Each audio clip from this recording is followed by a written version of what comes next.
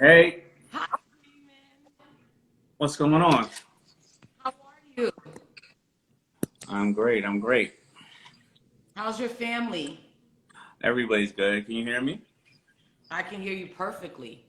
All right, cool. Actually, you got a little echo, but I'm going to put my headset in. I got an echo?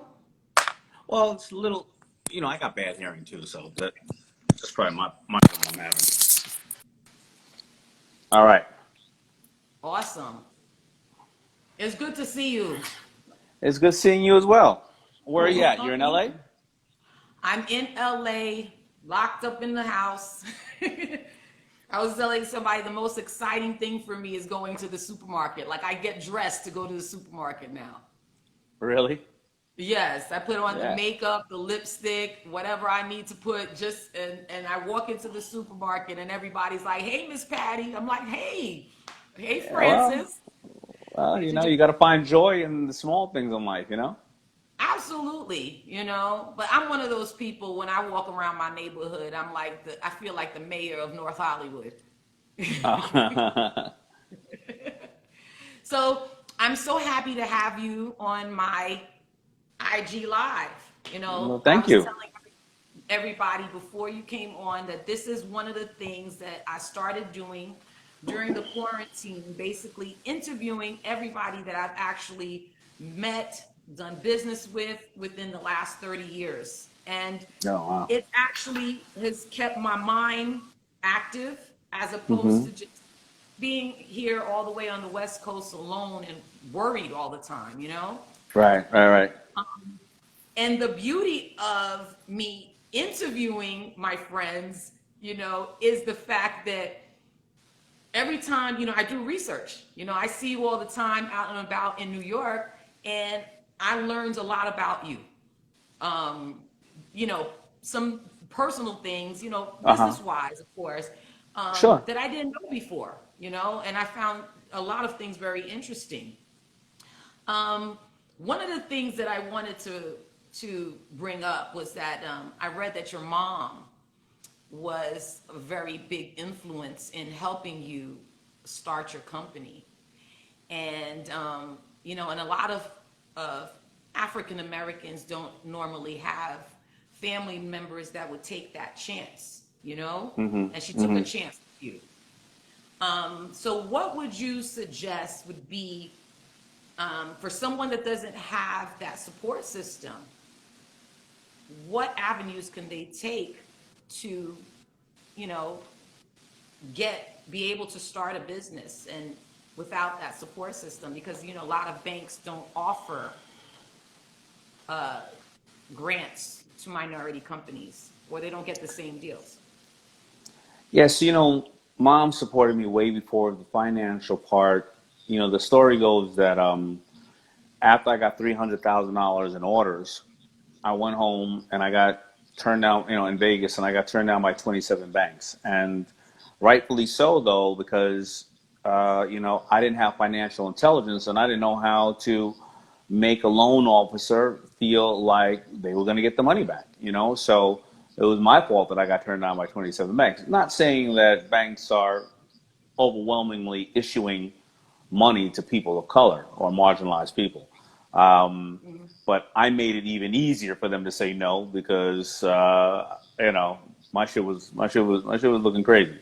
But mom, my mother and I, my father left when I was about 10 years old. I'll never see him again for the rest of my life. And from that age of 10 to 20, I never stopped working from that day that I started working. I don't have any siblings, and I never wanted to see my mother work that hard. And my mother worked three jobs, and I would work two.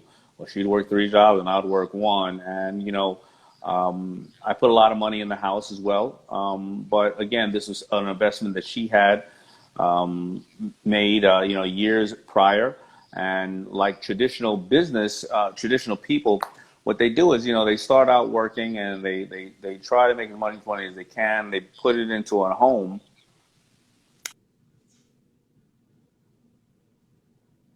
exponential in value. You'll either pull money out of it and then, you have kids and then you move into a smaller community, but your money was put to work, and that's why I call real estate, right? That's how they build. My mother always shared with me, listen, this is all we have is the house. So when I came home with the $300,000 in orders and was turned down by the bank, she said, well, listen, I wouldn't do this if I wouldn't just do this for you if you didn't have $300,000 in orders. Why don't you sit there, make the clothes, deliver the clothes, get the $300,000 back? So she goes out and takes a $100,000 loan on my house, and the house was honestly worth only 75. So till today, and I joke, but I'm serious. I don't know what she did for the rest of the damn money, but that's a black mother for you. She figured it out. Mm-hmm. So you know, what would I say to people today? I would say the biggest challenge, no matter what, if you're of color or anybody else, I see this happening in white communities too, is that financial intelligence is important, but it's even more important in the African American community because we don't come from legacy wealth. We don't have grandparents and great grandparents who started businesses in the 1850s or 1900s. And I'm not going to say we don't, most of us don't. So we weren't raised with just the simple financial things that we need to do. So even if we get money, a lot of time we don't use that tool the right way. And there's nothing wrong with it. I'm not holding anything against anybody of color or anybody getting money, because if you notice, athletes and lotto winners, they're 3 years out of the league or 3 years after the winning lotto, they're bankrupt because they didn't know how the tool of money works. And the bigger challenge is you can't leave it to government or anybody else to teach you this stuff. I mean, reality is we should be teaching kids finance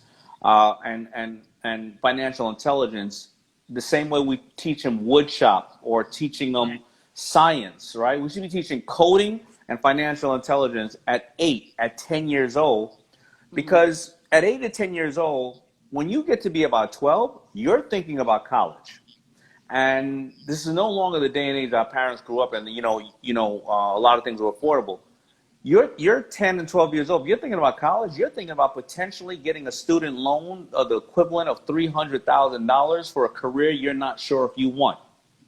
So if you don't have financial intelligence at a young age, then even if you get the money, like the lotto winners or the athletes, you may lose it. And I wish I could tell you that I had it. I didn't. When I took that loan out in the house, before I took an ad in the newspaper to get financing, from Samsung, I was 3 months late on the mortgage. That $100,000 turned into $500, and I was about to lose the house and everything else. So my story normally would have been a devastating story about just another kid with an idea and no financial intelligence. I just happened to get lucky, and that's what I believe. And my first couple of years of making money, I probably blew anywhere up to $20 million. And it wasn't necessarily on lavish things. I just didn't know how money worked. It's like right now, How everybody, did you learn? How did you learn? Who I taught you learned, to?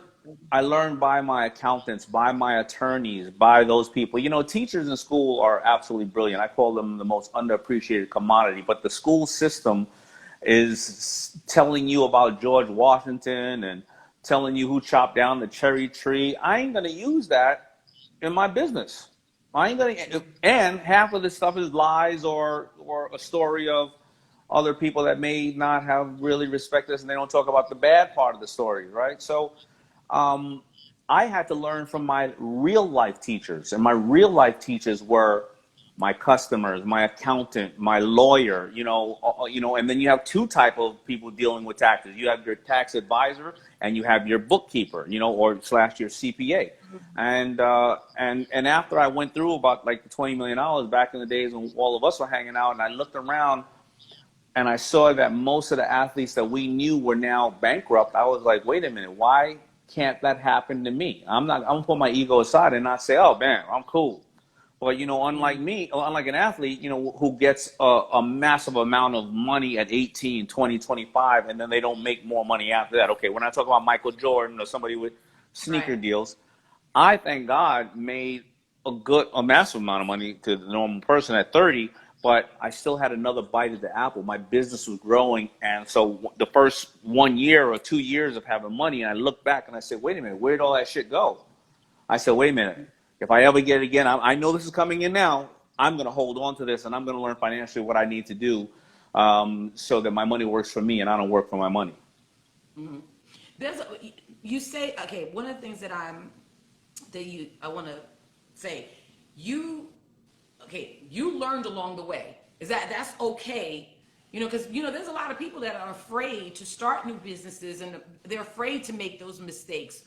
Would you say that it's okay to make those mistakes, or you are going to make those mistakes along the way, and you learn from those mistakes, of course? Yeah, you're absolutely going to make the mistakes along the way. But first of all, do as much homework as you can prior to going into anything. Anything, right? You know, a lot of people get intimidated by business, or they say, well, if that person can do it, I can do it. No matter what it is, you got to put the work in. And I don't care.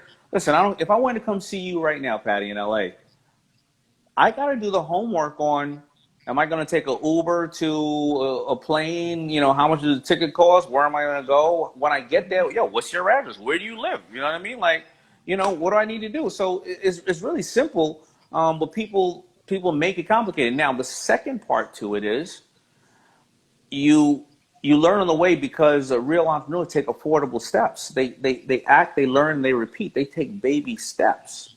Right? I don't on my way to see you in LA. I don't just know that I want to see you and then I run outside and I just start running 100, running as fast as I can to JFK. I'm 30 miles away from there. I take affordable steps. I figure out how to do it.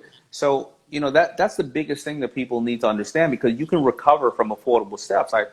I started Fubu in '89 and I closed it 3 times from '89 to '92, but I was able to recover from those lessons learned. If you go out and take out all this massive amount of capital or anything else and you didn't learn a lesson yet, then you lose a lot, and now you got 7 years of bad credit and your friends ain't talking to you, and you ruin your company. Mm-hmm. Tell me about a regular day for you. How does your day start? Like when you wake up in the morning? Oh, lately, since we've been, COVIDed out, I mean, my day probably starts, when I wake up, I try to play with my daughter for a little while and talk to her, and then I go over all my notes and answer my emails and do all those things. And lately, I've gone from the part of just,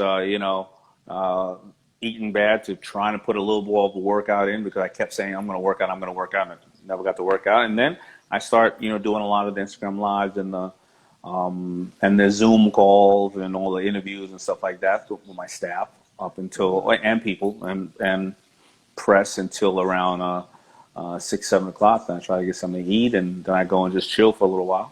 And then I start reading some other stuff right around 9, 10 o'clock, and then hopefully I'll be in bed by 12 or 1. Mm-hmm. What is your favorite book to read? What was the book that tell me about a book that inspired you.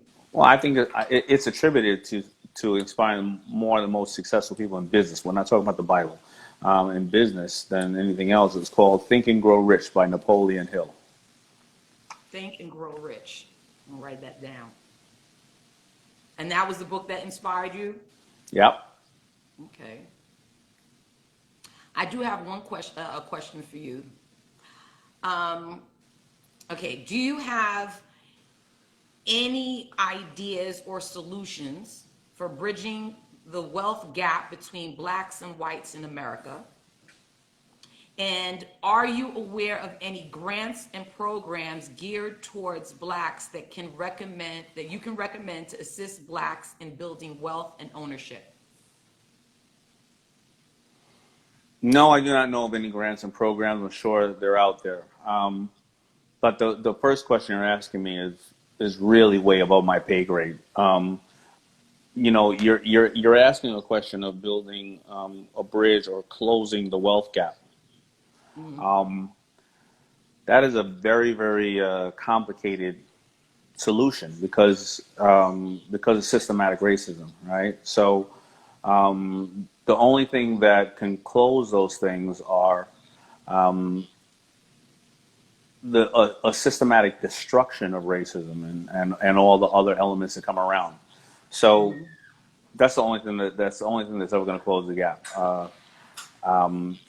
To stop mass incarceration, because mass incarceration, if you look at privatizing correction facilities, they're basically hotels, right? And if the taxpayer pays $40,000 to $60,000 to $80,000 per cell per inmate, not per cell, per inmate, they're in the business of making money. Now, if you have a hotel and you don't have any guests, how are you going to make any money?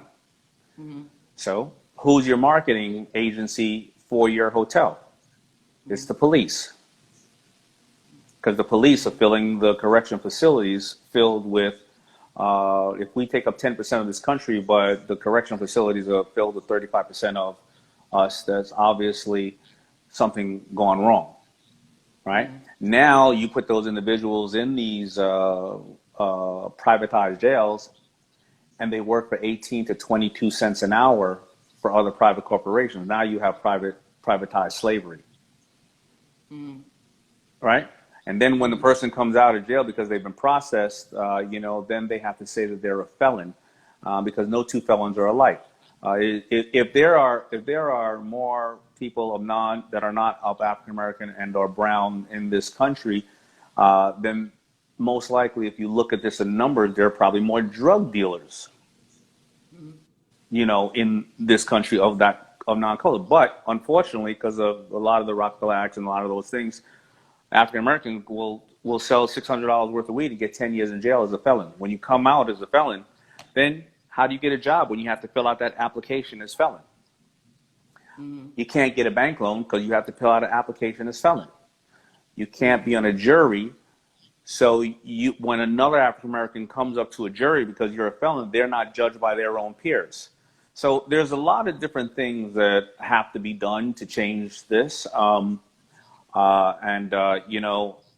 Again, there are much more brilliant people and scholars and activists who talk about this every single day.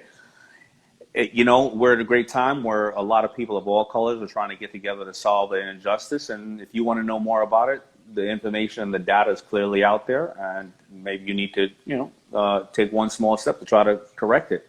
And those are just the ways that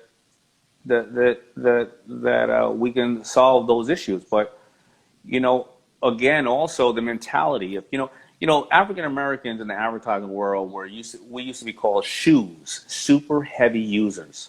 The reason being is if $100 comes into the community, 98% of it goes out, being purchased on things such as cars, jewelry, whatever the case is, due to the fact of, us having different mental challenges and wanting to feel good about ourselves because of all the other people that don't make us feel good about ourselves. So internal education in our communities also need to be done. But it's so easy for me to sit up here and tell all the problems and not have solutions. And so again, it takes a lot of us to get together to understand that I had mentors. And I think that's the most positive thing that we can do to start step one is be a mentor. Each one teach one. And I had mentors of all colors. I didn't have mentors who were just African Americans. I had mentors of all colors and genders. So those are the things that we need to seek, because that's the top reason why people do become successful, having mentors. And you have a mentorship program yourself. Yeah, I mentor kids here and there, but I'm part of various programs, Nifty Network for Teaching Entrepreneurship. I obviously have digital curriculums. I have plenty of books. Obviously, I do broadcasts all the time. So, if you say, well, I don't have money for a book, no problem. Listen, follow some of my broadcasts. Look at me on Shark Tank. Check me out on Facebook, whatever the case is. So I try to mentor as many people as I can. I can't physically mentor people, but but let me tell you something about mentors. One of my first mentors was, and I say it all the time, it was a guy who operated a corner store in my neighborhood. I swept up the store because I wanted to work for candy. I was 10, 11 years old. I didn't know what interning was, but he taught me the fundamentals of business, and I would move on to meet other mentors who would teach me the fundamentals of business. And that person didn't have to be the Mark Cuban, the Barbara Corcorans, the Daymond Johns of the world. If you are, Patty, honestly, you've been self-employed and have your own business for I don't know how long. You're 20 years. You ain't dependent on you. You know the fundamentals of business. You know marketing. You know how operations goes. You know how to file your taxes. You know that you either increase sales or reduce costs. You know the fundamentals. So a lot of people want to go after the mentors that may be challenging or unattainable. Just go to life is a series of mentors. Well, I'm going to tell you. Listen, I've watched you. I watch your show. I watch Shark Tank all the time, and there are moments where I'm like, okay, I've been in business for quite some time, self-employed, but I would be afraid to come in front of you guys, you know, because I feel like there's still some stuff that I need to learn. You know, I don't feel like I know everything or have the expertise that you have. You know, but I Yeah, do learn from that show. but that's the most important thing that you know you need to learn, and so do I. I've grown on Shark Tank more than I think that than you or entrepreneurs do, because remember, I get to see hours and hours. I mean, each one of those pitches could be 2 hours long, and I'm listening to them, right? So, the Daymond John you would have talked to 10 years ago, or the Daymond John you would have talked to 3 months ago would not have had as much knowledge. So that is the process. I mean, you're not born with all the knowledge, but the beautiful part about learning and being open to learning is that's what makes you a better entrepreneur, a better person, a better husband, a better wife, a better parent. Those who stop learning are or think they need to stop learning, they're in trouble, because every day you got to learn something. I learn things every single day. That's awesome. With the knowledge that you have now, and where you are in your career, looking back, would you do anything differently? Yeah, first of all, because I don't want to beat a dead horse, I would definitely, as I said, I would have financial intelligence, number one. Um, what else would I have done differently? I probably would have went to, I did the dummy move. Hey, I'm going to take 1 year off of college and I'm going to go back. And I thought I was the cool kid. And I probably would have went to some kind of courses to study finance or business and stuff like that. Uh, those are probably the two that stick out to me, and they're both about education. Mm-hmm.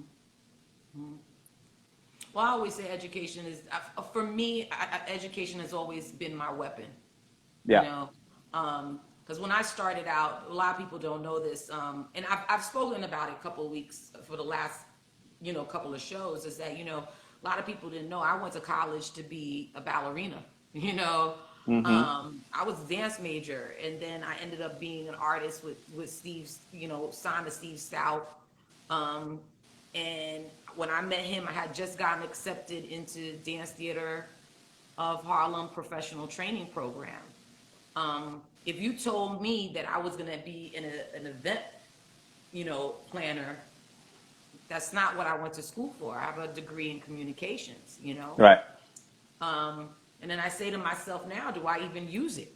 You know, if I were to go back to school, one of the things that I have thought about was during COVID, during this time, to take some online classes. I thought maybe it would kind of be dope if I come out of this with, a master's in business.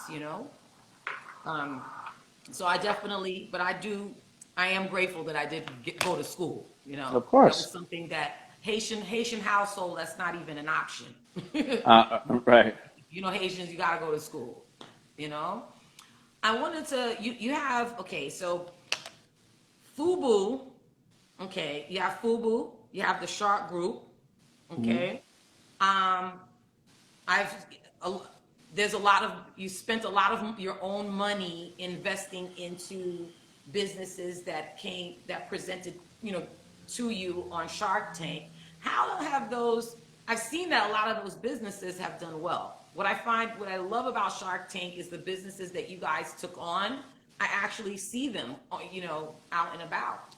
Sure. Um, One gentleman that I loved was the dude with the bow ties, the little young kid, and you Little decided Mo's not to. Bows. Yes, and then I've seen his stuff.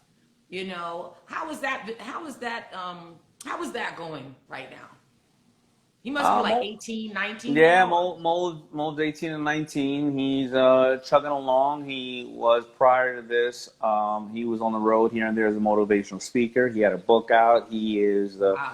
He was a fashion correspondent for the NBA. He was putting his ties together. He was going,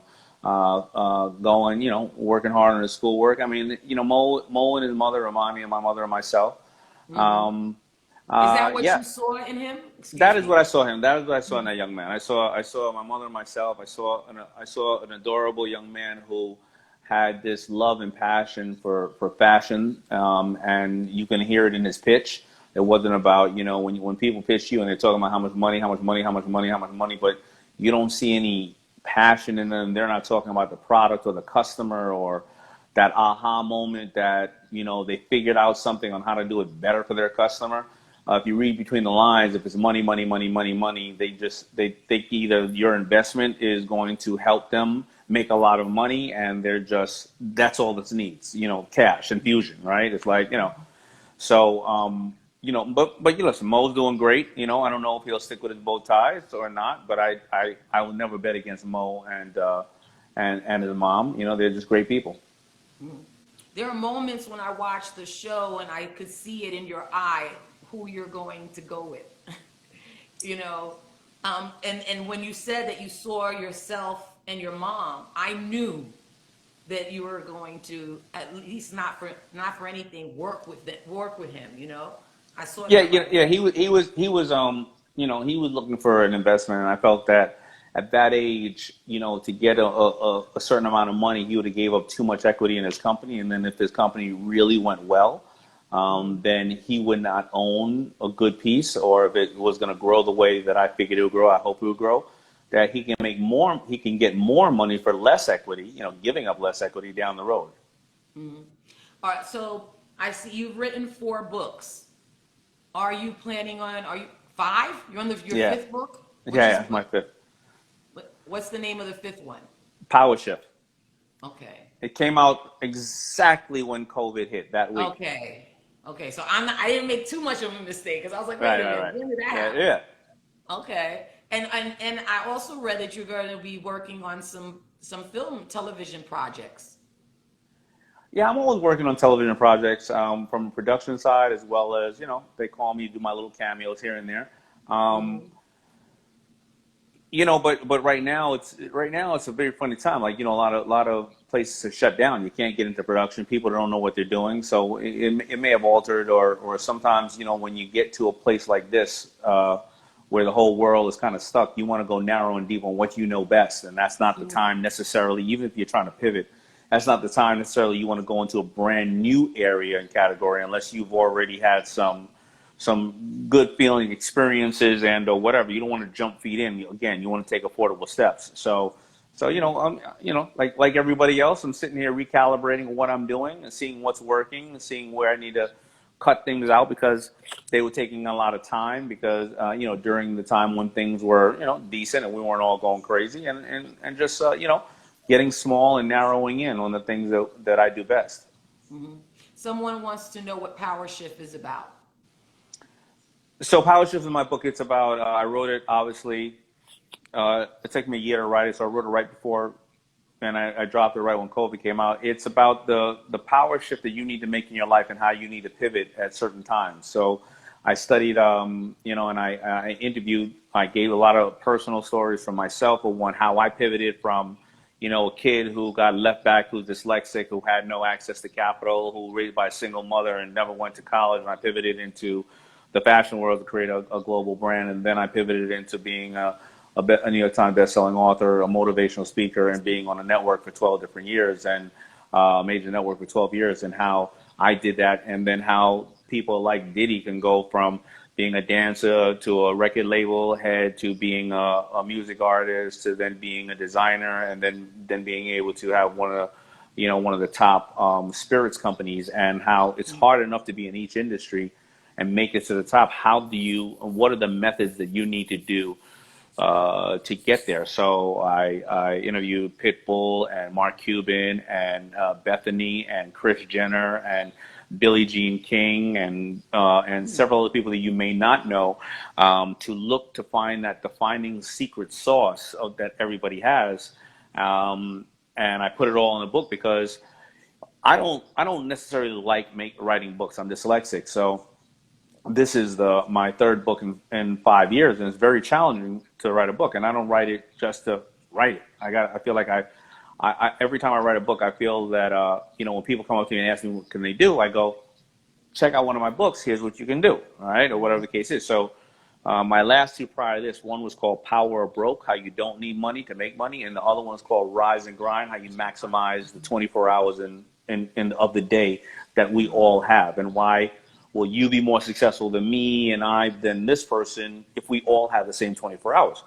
But people had read those books and said, you know what, Damon, I get all that, but I feel like my wife won't give me the power, or my boss won't give me the power, or society won't give me the power to be able to pull off all the things you're talking about. And I said, who the hell is ever going to give you power?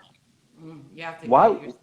Yeah, you have to get it yourself. I'm not going to come to your house and take you off the couch and give you power. I'm not going to do that. Now, I may come to the house and take you off the couch if I think you're powerful, and you and I together collectively can be more powerful together, right? Right. And so that I break that down in the book, but then I break down the art of negotiation, because life is, seriously, bottom line is what you negotiate, not what you accept. And how you walk in the room, or you have this defining line of what you're willing to accept. Do you know the right questions to ask? And a lot of people think they're only negotiating when they're talking to the bank or to their boss or to their customer. You're negotiating when I'm always negotiating. you're negotiating when you're trying to get into the bathroom before your husband or wife, right? You're negotiating when you're looking in the mirror going, you know what, I feel like crap today. You know what, let me wear this shirt or put on this makeup, because you know what, I'm not crap, I'm great. So you're constantly negotiating, but people think negotiation is a very transactional thing. One time, like on Shark Tank, you go on to Shark Tank, hi Sharks, and in 8 minutes you either got a deal or we're all out. It's not like that. Negotiation is still, it comes in three different components: building influence, then the negotiation of what's in the best interest of the person that you're negotiating with on the other side of the table, and last but not least, how do you nurture that relationship, whether a deal happened or not, so it can pay much more dividends down the road. And so I lay all those out in the book, and I go through the book as a journey, as a student, again, learning. I'm asking people that I respect or have changed, the way that they've done business, so, such as Pitbull or such as Kris Jenner, and people you may not know of, and I'm asking them these pieces because I'm learning, I'm taking the journey with the reader. Mm-hmm. You said earlier that you interviewed each of them trying to find the secret sauce. Was the secret sauce similar in each person, or it was different? Or it was The secret sauce was similar in each and every person. Absolutely. True successful people, and success can be defined as whatever you want it to be. It could be money. It could be you've made a change. It could be you raised a couple of great kids. It could be you stopped the carbon imprint on the planet, or you gave to charitable organizations and you helped save people. But the secret sauce is basically, that you have found a need that other people weren't answering or weren't doing right, and you figured you needed to take it on, right? That's the secret sauce. And the next part about it after that is you took affordable steps, but you were willing to put yourself out there and be embarrassed and be vulnerable to people and risk it all, and know that you may get the finger pointed at you. Aha, you failed. Aha, you failed. Look at you, whatever the case is. And then finally, at the end of the day, the secret sauce is that you are going back to our point, is you keep educating yourself and figuring things out, because you know that the only thing in this world that ever going to stay the same with you is you, right? There's going to be wars, there's going to be droughts, there's going to be viruses. And if you're not educating yourself and making those small mistakes, what are you going to do when we come out of it? Because it's going to happen again in some form or another. Right. Planes crashing into buildings, .com bubble crashes. The only thing that you can control is yourself. When I walk in the room, I'm short, I'm black, I came from nothing. Okay, I can't change that. But what can I change today, right now?